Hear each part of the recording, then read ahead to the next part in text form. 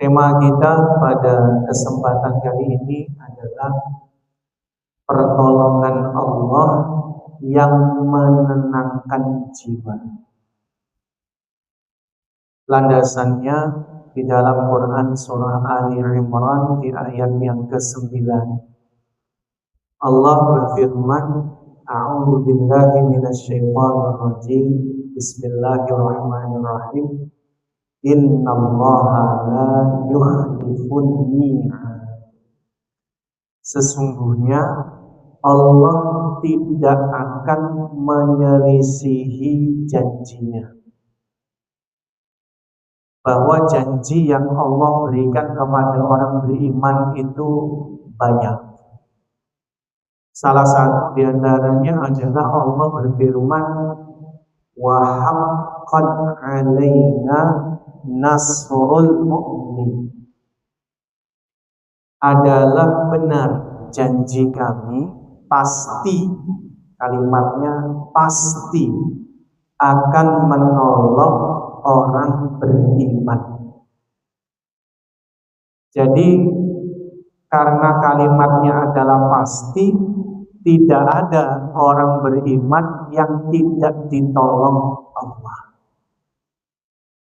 Hanya saja yang kita kadang rasakan, ada sebagian di antara umat Islam merasa tidak ditolong Allah. Jadi ada apa sebenarnya dan kenapa bisa merasa seperti itu? Ada dua hal.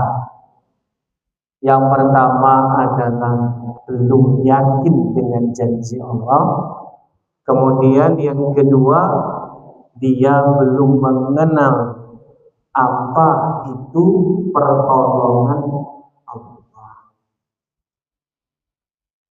Dulu para sahabat ridwanullah alaihim, ketika di masa-masa awal Nabi merintis dakwah. Jadi kalau Nabi itu berdakwah, kalau dibagi di fase Mekah itu menjadi dua bagian. Ada fase namanya dakwah sirriyah, dakwah sembunyi-sembunyi. Nggak ada gangguan karena dakwahnya sembunyi. Ada dakwahnya terang-terangan. Saat itu Nabi menjelaskan tentang la ilaha illallah, sehingga apa? Menimbulkan permusuhan orang musyrik. Nabi dicaci, Nabi dihina, ya, Nabi dikatakan gila, Nabi dikatakan pembohong, penyair, tukang sihir, itu sudah biasa. Begitu pula gangguan-gangguan yang sifatnya fisik, Pak. Sampai-sampai yang paling monumental, salah satu dari memorable yang bisa kita ingat dalam hadis itu, ketika ada seorang sahabat Nabi namanya Khabbab ibn al-Arad. Jadi ada sahabat Nabi namanya Khabbab bin al-Arad. Beliau ini dulu budak sahaya, Pak. Dia punya keterampilan bikin pedang, yaitu beliau sebagai pandai besi. Di masa itu profesi yang rendah tingkatannya itu adalah pandai besi di masa itu, Pak. Sehingga suatu ketika beliau masuk Islam, beliau disiksa. Salah satu siksaannya paling berat, termasuk diantaranya paling berat apa? Kepalanya ditusuk sama besi panas di area telinga kanannya, sehingga menimbulkan tuli permanen. Maka dalam keadaan sedih, dia datang kepada Rasulullah SAW sambil mengatakan, ya Rasulullah, ala tad'u lana, tidakkah engkau berdoa untuk kami? Ya Rasulullah, mata nasrullah, kapan pertolongan Allah itu tiba? Maka hal ini kemudian menjadi spirit.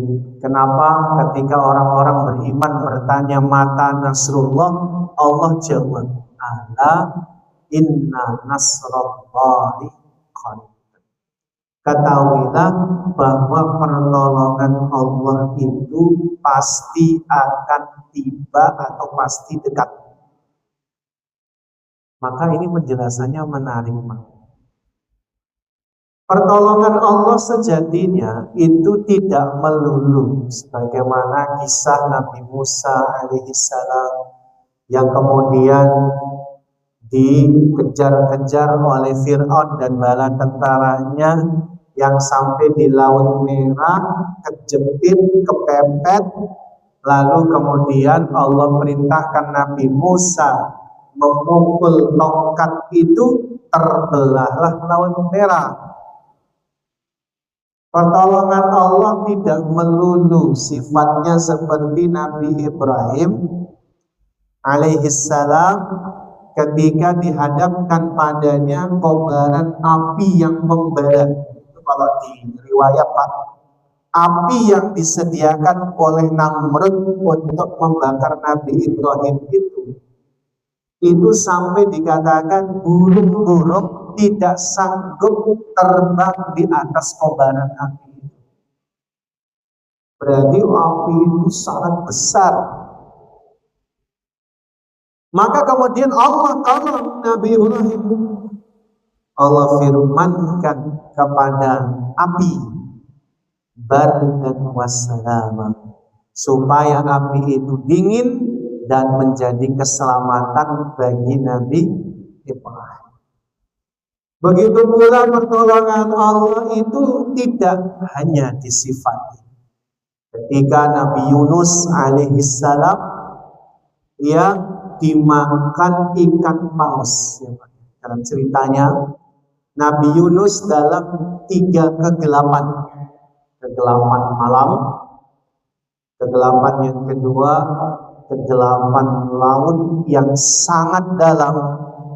Kan ikan paus pasti berenang di perairan yang dalam juga, plus kegelapan yang ketiga, kegelapan di dalam perut ikan paus.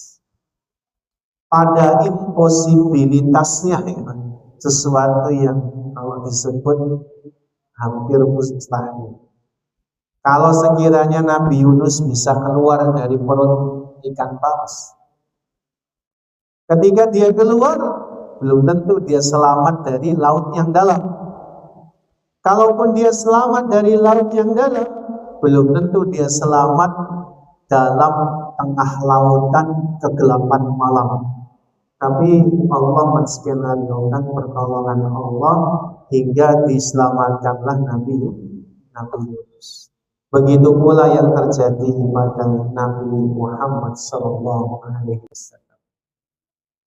Pertolongan Allah itu sejatinya bukan hanya itu. Ada pertolongan Allah yang sangat dekat, yang itu adalah menenangkan jiwa. Salah satu di antaranya adalah Allah berfirman di dalam surah Ali Imran di ayat yang ke-185. Ayat ini mari kita renungkan bareng-bareng. Allah berfirman, a'udzu billahi minasyaitonir rajim. Kullu nafsin dha'iqatul maut. Setiap yang bernyawa pasti akan menemui dan merasakan kematian. Kenapa Pak? Konsep kematian kok pertolongan yang menenangkan jiwa.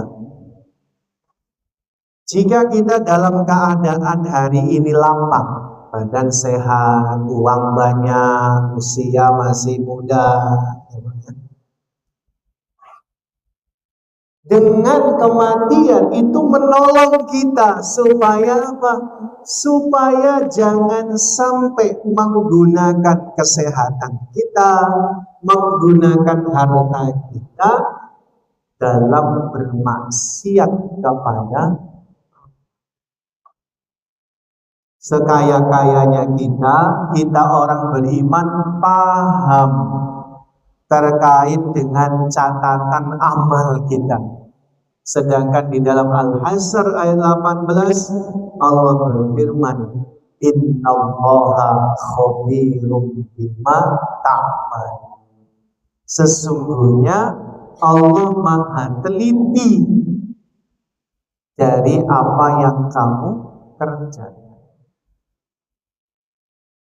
Makanya kalau kita bicara pertolongan Allah yang sangat dekat, hari ini ketika kita punya uang, kita masih di atas ketaatan kepada Allah, itu pertolongan yang sejati, Pak. Umat itu kebanyakan bisa selamat dari ujian kemiskinan, tapi ketika ujian itu berupa nikmat harta dan sehat,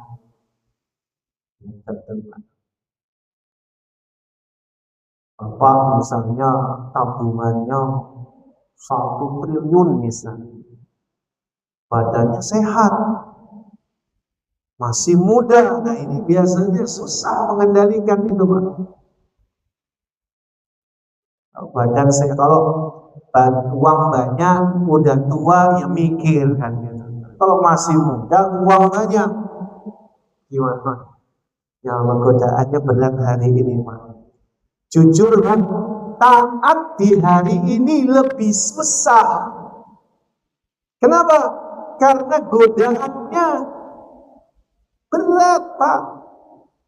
Berat. Makanya orang yang sabar di atas ketaatan itu lebih tinggi daripada sabar menghadapi musibah. Kalau nggak maksiat karena uangnya sedikit, ya itu gimana lagi, nggak ada duitnya. Tapi kalau uang banyak, Pak, Allah, Bapak nggak usah nyari perempuan yang datang ke Bapak. Berat loh, Pak. Bapak punya uang 1 triliun, jelek aja nampak ganteng, Pak. Penelitian itu. Wanita-wanita zaman sekarang itu yang penting ini, Pak. Ya bukan masalah kalau istri Bapak enggak, tapi kalau ya Allah yang muda-muda kan bisa kelihatan tuh. Ada kakek-kakek 65 tahun kedapatan apa? Karena punya duit, kemudian berzina dengan mahasiswi, ya. Kan ada tuh, minum obat kuat, overdosis, mati. Nah itu kan ada. Itu biasanya karena nggak ada kontrol kematian. Kita ini mau apa? Hidup. Kita paling banter-banter berapa tahun sih? 70, 80, ya Pak ya? Ada yang sudah 80 tahun, Pak? Ada. 70 tahun ada ya tapi ya? Masya Allah, Alhamdulillah. Paling banter-banter kita umur 70, 80, 90 tahun. Paling berapa tahun lagi kan? Mau apa istilahnya? Kalau enggak untuk mencari kehidupan akhirat. Kalau kita lagi susah, kematian itu pertolongan. Pakai cara gimana, Pak? Ya, sesusah-susahnya kita di dunia, yang penting di akhirat tidak susah. Kita susah di dunia ini paling berapa tahun? 70, 80 tahun. Apalagi misalnya sekarang orang dalam kekhawatiran, rupiah melemah. Angkanya berapa sekarang, Pak? Rupiah 18.000. Pertamax berapa, Pak? 16.500. Ya, semua barang-barang naik. Sekarang itu, Pak, kalau nggak benar-benar pakai konsep bahwa sebenarnya ada kematian, itu kita rasanya hidup itu hopeless, Pak. Hopeless, Pak.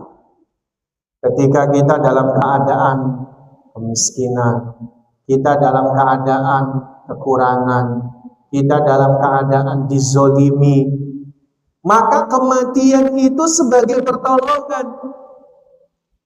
Ketika kita bersabar, Allah akan melipat gandakan pahala bagi kita. Innama yuwaffas sabiruna ajruhum bighairi hisab. Sesungguhnya Allah jamin pahala orang yang bersabar itu tanpa batas. Makanya di dalam hadis Muslim ada orang yang hidupnya paling susah sedunia, dipanggil sama Allah. Lalu kemudian Allah celupkan sekali celupan dengan celupan surga, dicelup sekali, persis kayak Bapak teh celup dimasukkan ke gelas, sekali celup. Lalu Allah tanya, apa yang tersisa? Jawabannya, wallahi ya Rabbi, demi Allah ya Tuhanku, tidak ada yang tersisa melainkan lezatnya, nikmatnya surga. Lalu dipanggil orang yang paling banyak mendapatkan kenikmatan dunia, dari lahir sampai mati dia hidupnya senang terus, tapi karena dia tidak beriman, dicelup ke dalam neraka, sekali celup. Lalu Allah bertanya, apa yang tersisa? Maka dia menjawab, ya Rabbi, yang tersisa pedihnya neraka. Makanya Pak, dalam sudut pandang kesusahan kita, barangkali Bapak yang badannya sudah mulai menurun, lututnya sering sakit, ya, punggungnya sering kesemutan, apa ya Pak, kadar gulanya tinggi, darah tinggi, malah banyak banget macam-macamnya, Pak. Sesusah-susahnya Bapak menahan sakit cuma sebentar. Nanti kalau sudah wafat dalam keadaan husnul khotimah, amin, sudah tidak ada lagi rasa sakit. Jadi memang kematian itu pertolongan. Hanya ada bagi orang yang ahli maksiat, kematian itu sesuatu yang tidak mengenakan. Pembahasan kematian itu Pak, paling nggak disukai oleh orang yang lagi maksiat belum taubat. Yakin? Kenapa? Karena dia dalam keadaan maksiat, jadi nggak senang. Tapi bagi orang beriman, apapun kematian itu jadi penolong bagi. Kemudian innamat tuwaffawna ujurahum yaumal qiyamah. Kalimat ini juga menenangkan kita bahwa Allah firmankan masih di dalam Ali Imran 185, hanya saja balasan kebaikan kalian itu kami jamin seluruhnya tuntas di yaumil qiyamah. Jadi balasan perbuatan yang kita lakukan, sholat kita, puasa kita, haji umrah kita, kurban kita, bacaan Quran kita, itu balasan itu tuntas Allah balas nanti pagi akhir. Jadi kalau kita sudah sholat, sudah puasa, lalu kemudian Allah uji kita dengan sakit, Itu bukan berarti Allah tidak nolong kita. Kalau kita sudah sholat, kita sudah puasa, harta kita Allah kurangi, bukan berarti Allah pergi dari kita, bukan. Bukan Allah tidak menolong kita. Maka rumus empiris, rumusnya apa? Tidaklah ibadah kita itu kita kaitkan dengan orientasi dan ambisi dunia kita. Kalau pakai rumus itu nggak masuk. Dulu ada sahabat Nabi datang kepada Nabi. Ya Nabi Allah, qad sholaitu wa qad sumtu. Ya Nabi Allah, saya sudah sholat, saya sudah puasa. Limadha yasqamu jismi wa yadh'amani. Tapi kenapa Allah masih mengujiku dengan Allah kasih penyakit dalam tubuhku dan Allah uji aku dengan berkurang atau hilangnya harta. Barangkali ini juga banyak pertanyaan Pak di mana-mana. Dan saya secara jujur, di mana saya menemukan ya pengajian ada saja yang ngomongnya hampir mirip. Bahkan ada pasangan suami istri itu datang, Ustadz, dulu kami itu sebelum hijrah, sebelum taubat, usaha kami lancar, badan kami sehat. Lalu kemudian setelah kami taubat, sholat, kok malah usaha saya lagi seret dan saya sakit-sakitan. Gimana Pak jawabannya? Apakah pertanyaannya gini, apakah saya kembali nggak usah hijrah aja kalau kayak gitu? Gimana Pak? Kenapa orang yang justru ketika ingin berbuat baik, Allah kasih ujian? Nah, ini penting. Jadi mindsetnya Pak, mindset kita harus tahu antara kita dengan Nabi Muhammad SAW soleh siapa Pak? Pasti solehnya baginda Nabi lah. Gak ada apa-apanya kita. Tapi apa yang terjadi pada Nabi? Nabi lahir yatim, gak ketemu bapak. Bahkan ketika beliau lahir, ibundanya tidak mengeluarkan ASI Pak. Akhirnya kan disusui Ibu Halimah. Ibu itu bapak harus tahu ya, disusui Ibu Halimah itu dibawa ke kampungnya Halimah As-Sa'diyah di kampung Bani Sa'ad bin Bakar. Kalau dulu naik onta 1 malam. Jadi jauh dari pelukan ibunda kandungnya.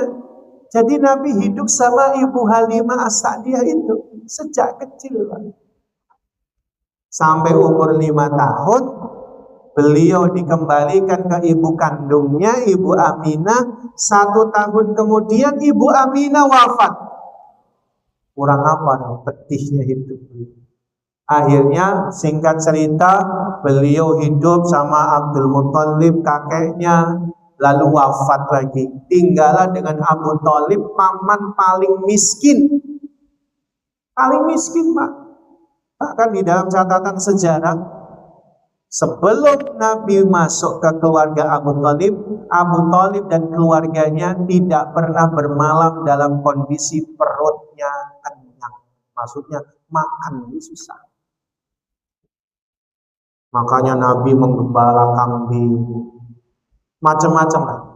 Belum lagi bagaimana Nabi merasakan susahnya perjuangan.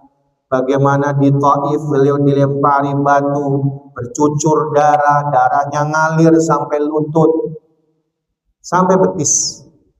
Bagaimana perang Uhud, pelipis beliau bocor, pipi beliau bolong, gigi tanggal, lutut pecah, sampai sakitnya Nabi sebelum wafat. Nabi itu 13 hari Pak sakit keras sebelum beliau wafat. Jadi kalau kita bicara rumus-rumusan ibadah kita, sholat kita, puasa kita, bukanlah balasan utamanya di dunia tanpa masalah, tanpa sakit. Wong Nabi saja sakit, Nabi aja menderita gitu. Jadi gak cocok. Jadi secara rumusnya justru di dalam surah Al-Ankabut di ayat yang kedua Allah berfirman, ahasiban nasu an yutraku ayyakulu amanna wa hum la yuftan. Apakah manusia mengira bahwasanya mereka dibiarkan saja mengatakan kami beriman padahal tidak diuji? Berarti apa? Iman itu syarat dengan uji. Kita harus benar-benar mengingat Pak, sholat kita dan puasa kita, ibadah kita, balasan utamanya di akhirat. Kalau kemudian hijrah Allah uji, menggugurkan dosa. Kan kita taubat Pak, taubat itu apa? Pengen diampuni dosanya. Barangkali sholat kita belum cukup, makanya Allah kasih ujian supaya gugur dosa-dosa. Jadi ini menenangkan jiwa. Jadi sholat kita, puasa kita, ngaji kita, balasan utamanya bukan di dunia, tapi di akhirat. Supaya benar-benar diri kita ini menapaki amal ibadah itu dengan yakin. Makanya apa kata Nabi ketika sahabat bilang begitu? Apa beliau mengatakan? La khaira, tidak ada baik lima la yasqamu jism wala yadhamani. Tidak ada baiknya orang yang tidak diuji dengan adanya sakit dan berkurang harta. Kenapa Pak? Biasanya manusia itu kalau duitnya banyak, badannya sehat, suka sombong, bangga-banggaan dengan yang lain dan seterusnya. Makanya cerita bahwasanya Allah memberikan pertolongan itu sebenarnya Pak, pertolongan kita memahami bahwa Allah memberikan balasan karunia itu utamanya nanti di yaumil qiyamah. Makanya kalau kita amal jangan hanya karena dunia. Saya sholat cuma sekedar pengen dagangannya laris, cuma sekedar itu, walaupun nanti ada rahmat Allah Subhanahu wa ta'ala. Tapi jangan sampai dunia itu jadi tolak ukur. Jangan. Kalau dunia jadi tolak ukur pertolongan, berarti orang kafir banyak yang ditolong. Karena orang yang paling kaya misalnya Elon Musk, berarti dia dong yang paling ditolong Allah. Nah, bukan pertolongan Allah. Makanya Nabi SAW tengok. Kalau kita belum yakin, tengok kehidupan Nabi. Betapa sederhananya Nabi SAW. Rumahnya cuma 3,5 kali 5 meter. Atapnya pelepah kurma, dindingnya cuma batu disusun dengan tanah. Bahkan Umar tuh sampai nangis. Kenapa? Karena di lambung Nabi membekas bekas tikar yang kasar. Kenapa? Nabi tidur di atas tikar yang kasar. Bejananya satu, gelasnya satu, kursinya cuma satu. Coba. Supaya apa? Kita menjadi meneladani. Bagaimana jangan sampai kesuksesan itu tolak ukurnya dunia. Pertolongan Allah itu tolak ukurnya adalah dunia. Kemudian ayat ini ditutup dengan faman zuhziha 'anil nari wa udkhilal jannata faqad faz. Maka barang siapa yang diselamatkan dari neraka dan dimasukkan ke dalam surga, sungguh dia adalah orang yang beruntung. Jadi pertolongan Allah yang terbesar itu adalah finishnya saat kita itu diselamatkan dari neraka dan dimasukkan ke dalam surga. Itu pertolongan Allah. Finishnya itu. Berapa banyak orang yang ketika di dalam menjalani kehidupan barangkali dia termasuk yang ditolong Allah. Tetapi kemudian belum tentu dia selalu ditolong Allah sampai nanti akhirat. Makanya ketika seseorang itu selalu di atas ketaatan kepada Allah, lalu kemudian dia yakin dengan janji-janji Allah yang telah diutarakan di atas, maka sungguh terus sekalian dirahmati Allah, itu adalah merupakan salah satu di antara pertolongan yang nyata yang Allah berikan kepada kita. Jadi sampai kemudian kita dimasukkan ke dalam surga, diselamatkan dari neraka. Ada satu ayat yang sangat penting.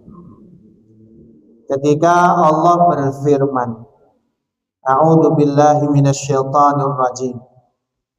Ya ayyuhalladzina amanu in tansurullaha yansurkum wa yutsabbit aqdamakum. Hai orang yang beriman, tolonglah agama Allah, niscaya Dia akan menolong kalian dan meneguhkan pendirian keimanan kalian. Apa yang kita paham? Bahwa pertolongan Allah itu ada ketika kita menolong agama Allah. Masjid Al-Ibrahim yang alhamdulillah sangat nyaman. Ini salah satu di antara amal-amal soleh kita dalam rangka menolong agama Allah, maka kita memakmurkan. Salah satunya adalah dengan kajian. Salah satunya menyelenggarakan tentunya sholat berjamaah di masjid. Salah satunya ya banyak banget. Itu adalah salah satu di antara komponen untuk kita menolong agama Allah. Dan itulah pertolongan Allah. Maka sesiapa yang dia mendedikasikan, menghibahkan hartanya, pikirannya, waktunya, tenaganya dalam rangka amal-amal Islami, maka dia adalah ditolong sama Allah. Dan ini mahal, Pak. Yang kayak gini ini mahal, Pak. Sulit didapatkan. Bapak punya banyak kawan saya yakin di dunia kerja. Mungkin juga tetangga. Tapi yang benar-benar setia sampai nanti yaumil qiyamah belum tentu, Pak. Karena di dalam hadis Bukhari Muslim ada waktunya seseorang disilakan untuk masuk surga, lalu dia berkata, "Ay Rabbi, ya Rabb, aina ashabi, aina khalili?" Mana saudara-saudara saya? Mana teman-teman saya yang satu masjid saya sholat di Masjid Al-Ibrahim? Kita ini Pak bisa menjadi saksi satu sama lain. Jadi Bapak kumpul di sini, sholat, ngadain kajian, itu bisa saling tengok nanti di yaumil qiyamah. Ketika tidak ada salah satu di antara kita, ya Rabbi, Bapak itu duduknya di sampingku, saya belum bisa masuk surga sebelum dia pun ikut masuk surga. Apa Allah berfirman? Khudhu, ambil, selamatkan dia. Apa yang terjadi? Maka dia menggandeng saudaranya, sama-sama masuk surga. Ini salah satu di antara sarana pertolongan Allah. Kemudian apa kata Fudail bin Iyad? Tariqul huda la yadurruka qillatus sadiqin wa tariqud dhalalati la yaghurrannaka kasratul halikin. Jalan-jalan kebenaran itu tidak bisa kita nilai sebagai sesuatu yang jelek hanya gara-gara sepi, sedikit yang menempuhnya. Wa tariqud dhalalah, sedangkan jalan-jalan kesesatan, jalan kemaksiatan itu la yaghurannaka kasratul halikin, dan jangan sampai menipumu sehingga engkau anggap baik gara-gara banyak pengikutnya.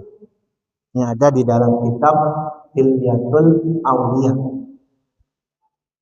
Jadi pertolongan Allah itu datang, ada banyak atau sedikitnya orang yang menempuhnya, Allah tetap tolong kita ketika kita tetap sabar, ketika kita tetap istiqomah di atas jalan kebaikan, kita sudah ditolong.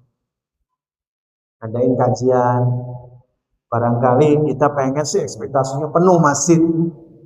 Ya tentu kita berharap memperbanyak orang soleh itu bagus. Tapi jangan kita menilai kebaikan itu dari banyaknya orangnya, Pak.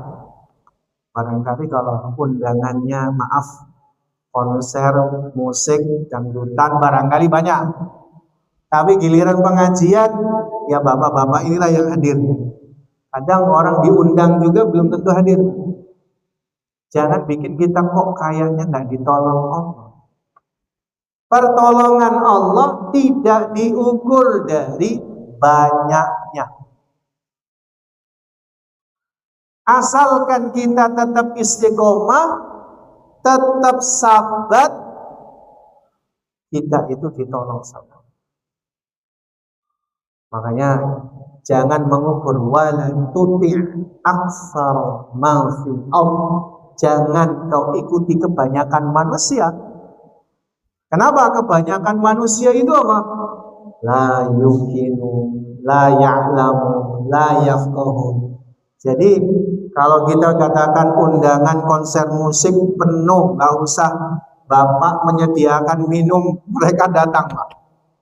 Bayangin, kita udah ngasih minuman, ada buka puasa, ya, dikasih teh pula, masya Allah, tabarakallah. Terus kemudian yang hadir begitu sesuai antusiasme kita. Jangan kita menilai itu jauh dari pertolongan Allah. Udah yang ada istiqamah, bismillah, itu adalah ditolong. Kalau kita merujuk pada sirah nabawiyah, Nabi SAW 13 tahun, Pak, dakwah di kota Mekah itu lama sekali. Betapa susahnya seorang nabi saja. Makanya apalagi Nabi siapa, Pak? Nabi Nuh alaihi salam, dakwahnya berapa tahun, Pak? 950 tahun, Pak. Nabi Nuh itu dakwah selama 950 tahun. Total pengikutnya 80 orang. 950 tahun, pengikutnya 80 orang.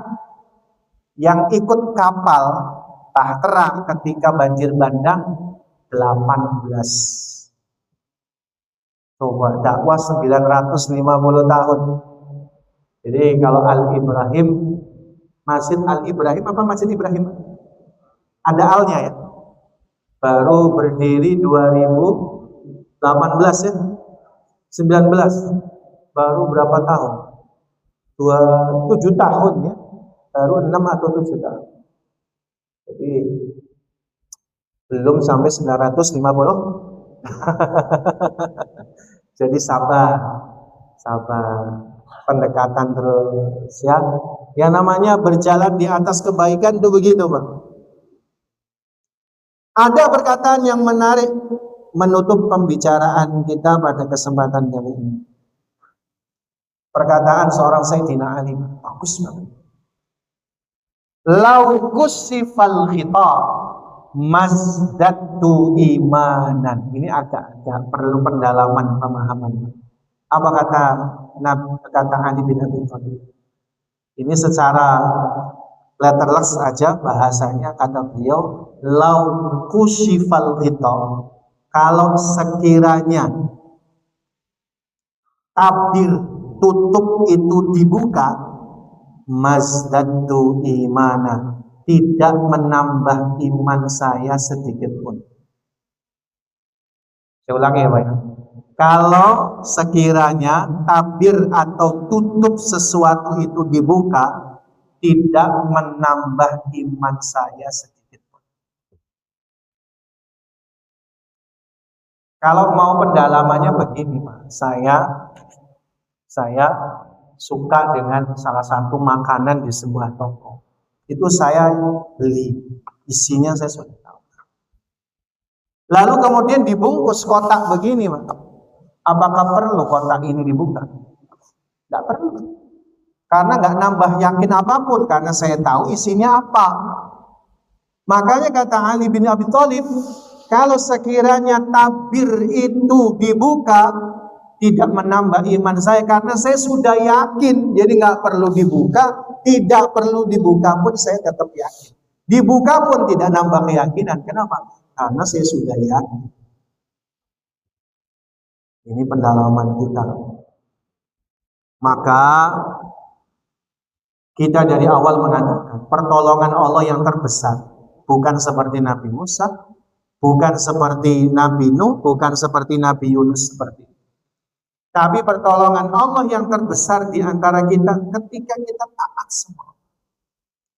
Dan balasan Allah yang Allah janjikan itu akan tuntas dibayarnya nanti di yaumil qiyamah. Makanya tidak ada lemes-lemes di dalam beribadah. Apakah kita nunggu tabir surga dan neraka itu dibuka? Itu lihatkan di mata kita bahwa kita sholat yang baik. Orang yang beriman tidak perlu itu. Itulah pertolongan Allah yang menenangkan jiwa kita. Wallahu a'lam bishawab. Ada yang mau didiskusikan Pak?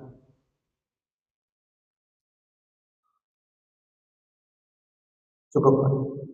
Cukup ya? Baik, barakallahu fikum. Mudah-mudahan yang sedikit ini bisa bermanfaat. Wallahu a'lam bishawab. Saya minta maaf kalau ada perkataan yang kurang berkenan. Semoga Allah memberikan kepada kita hidayah. Semua kebaikan dari Allah, keburukan dari saya. Subhanaka Allahumma bihamdika asyhadu an la ilaha illa anta astaghfiruka wa atubu ilaik. Wassalamualaikum warahmatullahi wabarakatuh.